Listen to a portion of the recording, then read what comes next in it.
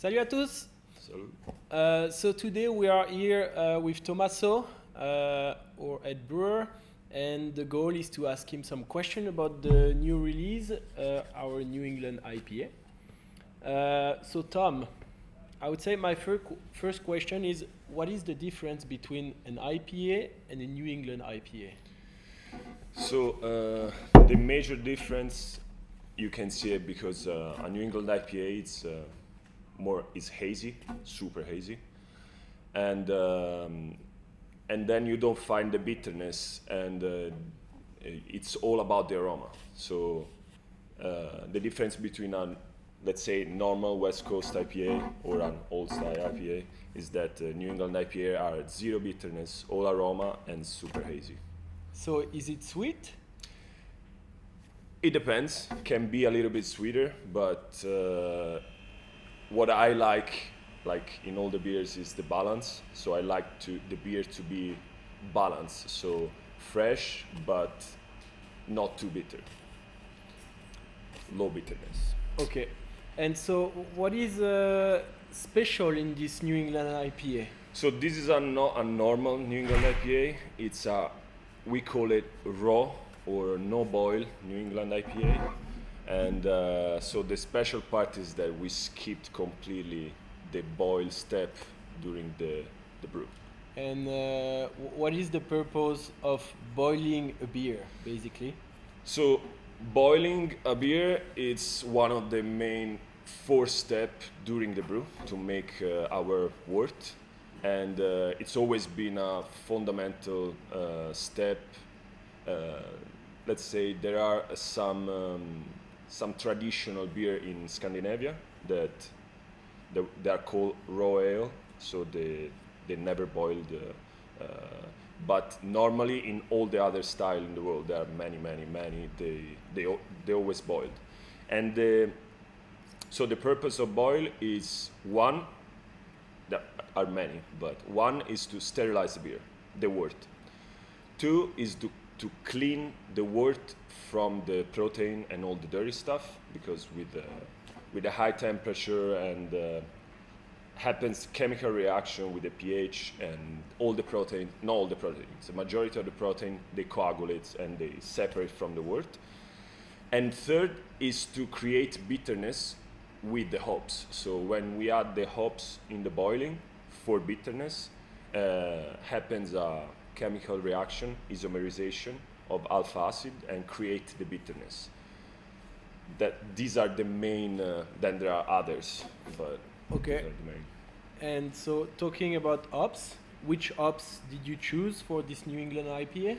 So we choose New Zealand hops, so Riwaka, Motueka, and then Citra Cryo. It's not New Zealand, it's American, but we wanted to give also a little bit of Citra aromatics. So going back to the boil, so we didn't boil. So for this kind of beer, let's say why we didn't boil. It's not a normal thing to don't boil an IPA. It's because for a New England IPA, like I said before, you want haziness. So you want the protein in solution. You don't want bitterness. So I don't know. It was a while that I was thinking about this. Can be a good match, not boiling and Neipa, and then so that's why we try. But is it not a risk not to boil the beer? Yeah, so can be a risk for contamination, but so we didn't boil, but we arrive at boiling temperature, and we stayed like without boiling, but we stayed there for 5 minutes. So, for the whole filtration, the wort was staying at higher temperature, and then we arrive at the end 100 degrees Celsius and stay there for 5 minutes. So I don't think we have problem with contamination. Can be a difference in taste, because when you don't boil and you have a lot of those proteins in solution, it changes the taste.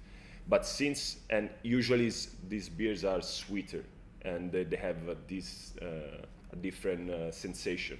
But that different sensation, I think, is a good match with the style because it creates this fullness, sweetness, and you will taste it. It's balanced but full and not really sweet, but full in the mouth.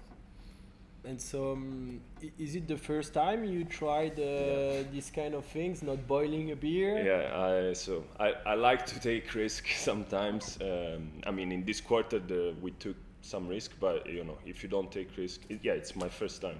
And to be honest with you, me or Giovanni, the head brewer and founder of Ritual Lab, we never produced a raw Neipa before. We never produced a no boil before, and honestly, I never even tasted one.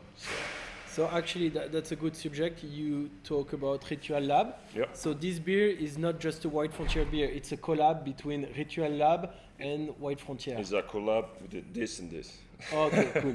Can you tell us more about Ritual Lab? Yeah, Ritual Lab was this year was awarded as a best brewery in Italy, but they already received the award another time, I think, pretty sure. If not more than another time, I don't know. But so they're one of the best brewery in Italy for sure, and for many years.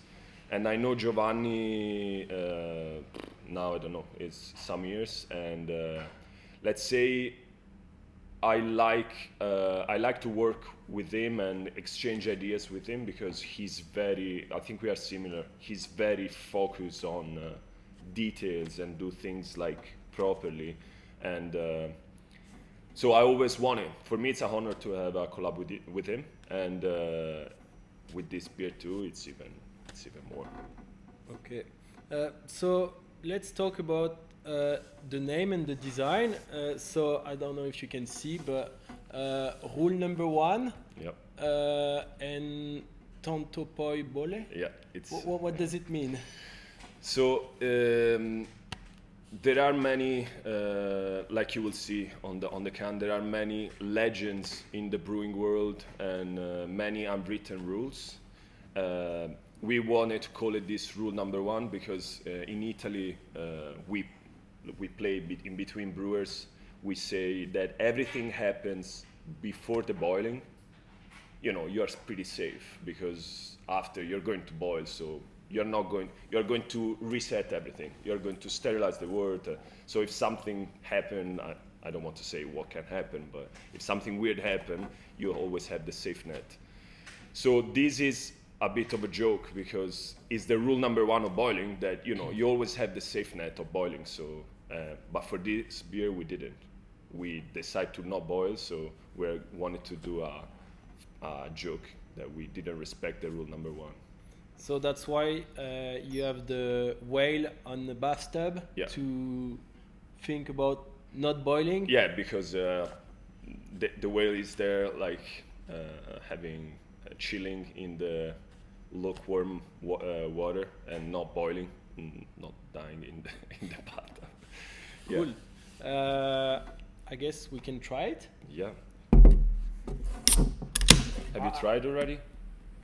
I'm not gonna lie, I already tried. Yeah, but everyone. Are you happy with the result? Yeah, I was. So I was not surprised, but I think it's. I'm very proud of this beer. It's very. Oh, we can see like the haziness, yeah, exactly. the foam. Yeah, very thick and very dense.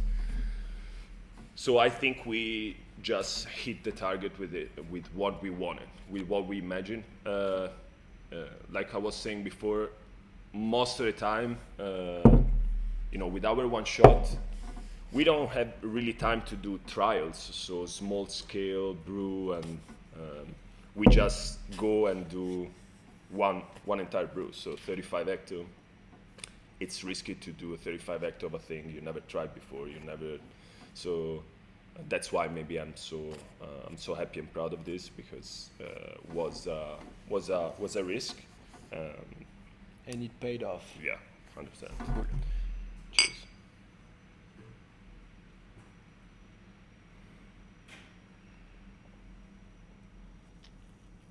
.5%. and I think that helped to balance out everything. Yeah, as you said, like I really don't feel like an heavy bitterness. It's Yeah. like it's constant. I mean, it's balanced. Yeah. You have the sweetness, you have some bitterness, but not too much, and you can't really feel that the 6.5%. Yeah. I mean, I could drink pint of it. Yeah, like so this. that's the aim of all our beers, I think, and what I want to do, because for me a beer has to be drinkable, the first thing, like drinkable, easy drinking. So every kind of beer that we brew, also if it's 11% whatever, has to be drinkable. Okay, the factor, wow, the smell and stuff, but you can drink like only like this. For me, it's not really a beer. So this, and so you another thing is that I'm happy because it's very aromatic, but and because there are a lot of hops, but you cannot You don't have you can any- drink a lot of it. It's not gives you the little scratch in the throat or nothing like this. It's very clean. And also like something that I feel is cool. Sometimes when you smell a beer, you have a lot of aroma, and when you try, Yeah. you're a bit disappointed because you cannot find the smell in Doesn't the match. aroma. Yeah. Exactly. But here, I have the feeling that it's cool because It's like you it can grows feel the aroma, almost, yeah. but in the taste, you find the aroma that you Yeah. smell. It almost grow like you smell it, you can feel the aroma, but then when you drink it, it grows up. It pairs with the flavor and just grow up in your mouth the sensation. And yeah, Do you have a fun fact about the brewing process or fermentation process? Something that strange or weird happened with this beer, or everything went perfectly smooth? no, everything went smooth. Let's say so this is a double dry hop. We dry hop 2 times. Again, I like to have the possibility to modify the recipe, since I one shot, and sometimes I never brewed this kind of stuff before. So I like to have the possibility to modify the brew while it's going, while it's fermenting, while it's maturing, to twist it a little bit and reach the final goal. So we were there. I was on the phone with Giovanni because he was in Rome, and we're here. We did the first dry hop. We agree on the quantities and everything. So we were like, here we were tasting, me, Lorenzo, Valerio, Luis, Gonzalo, Alan, everyone. We were tasting. We were like, I mean, it's good already. Why we have to do a second dry hop? And we're like, I don't know. And it's a risk as well because Yeah, a exactly. second dry up could like ruin the beer. Yeah. So we were like, I don't know. And at the end I said, I mean, usually hops are not too much. I mean, they can be, but so we just did the second dry hop with a little bit less quantities, and after a couple of days that the beer was chilling, was going down the temperature, everyone was like, yeah, was a good choice. So this beer, you put it in cans a week ago. Mm-hmm. Usually, when is it the best time to taste the beer? Do we need to wait for the beer to settle a little bit, or can we drink it right away? For how long can we keep it in the fridge? So it depends on the style of beers. There are some beers that, let's say, usually is correlated with the alcohol too. The higher is the alcohol, the more you want to let it sit in the final package. But all kind of beers, at least, let's say a couple of weeks, they should stay calm after the packaging, because it moves a little bit everything, all the emulsion, everything in the beer. But for this kind of beers, after those 2 weeks, you should drink it. So first of all, maintain for all the beers, but these mainly always cold, fridge temperature. If you don't have space in the fridge because you have too many beers, let's say maximum 10 degrees, something like this, so a cellar or something like this. But for this beer, you know that the more you wait, the more the aroma are going to decrease and change, because it's. I mean, we try to stay as low as possible with oxygen during packaging, but a little bit of oxygen is going to enter in the can, and the more you wait, the more it will oxidize the hops and change the flavor. Now it's fresh, super fresh, crisp, and just drink it. Actually, I have a question for you because I heard a lot of crisp everywhere in the description of the beer. What is the meaning of crisp in a beer? So, really, so this beer is not very crisp. I said crisp, but it's not. I meant it's fresh. So fresh and crisp, they go kind of together, but crisp is more.